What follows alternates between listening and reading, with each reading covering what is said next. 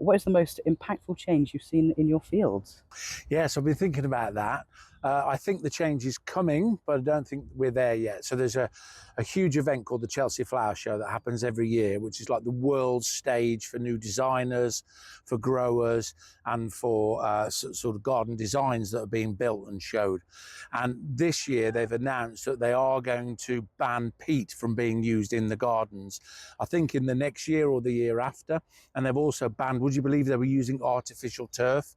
And you could use artificial turf on the world stage in some of your designs. So that's coming, but it's not there yet, sadly. But peat is this wonderful soil medium and habitat that's in the ground across bogs and peatlands across the UK and Europe, and we've been digging it out to use in our compost, really, for like planting up and growing tomatoes and so forth. And that hasn't been banned yet to be used, but the RHS announcing that they're going to ban it is huge. So fingers crossed we are heading in the right direction with that. What's a common misconception people have about sustainability and your work?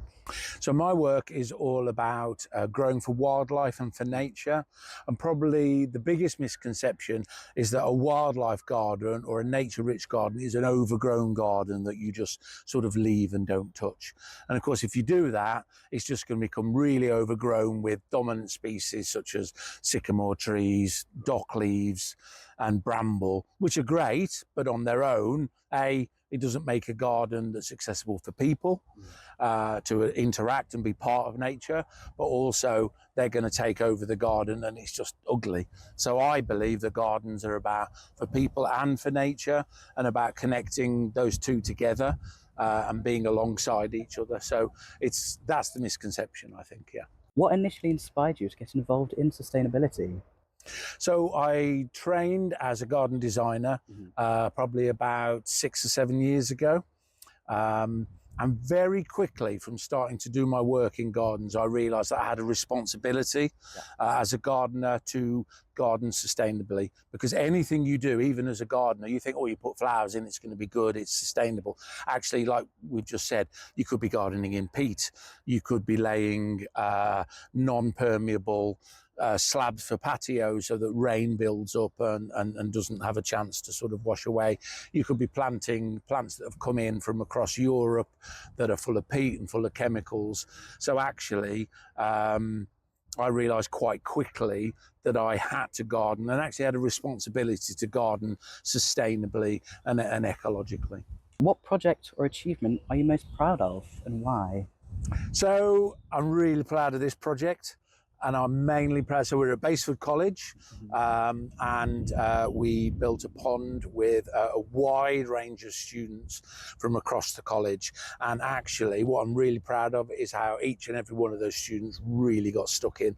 They came back in their breaks. They came back to see how it was looking at the end of the day, and they really engaged and got involved in it. And what's really cool working with young people is that they kind of get the importance and the need for us to be doing this sort of thing across your campuses and in our own gardens. And yeah, everybody got stuck in, everybody's well up for it. I mean, under the ground here is basically landfill. So if you look at all this rubble, all of this that's come out, all of this under here is just landfill that's been pushed up to develop this flat area, and they just worked like flat out for 3 days to help dig this and create this. So yeah, that's what I'm most proud of, is how the students, how your peers sort of really got involved and were really up for it. What does it mean to you to have Nottingham College involved in sustainability? I think it's really important, and I think what I really like is how they're really challenging themselves on it and really thinking everything through. So from the green spaces that are being developed really creatively in collaboration with lots of local businesses in Nottingham, through to the newer builds, how what you're serving in the cafes. There's a real drive and a real genuine commitment to that. You can see that all the way through, from the senior team at the college right through to the students on the day-to-day.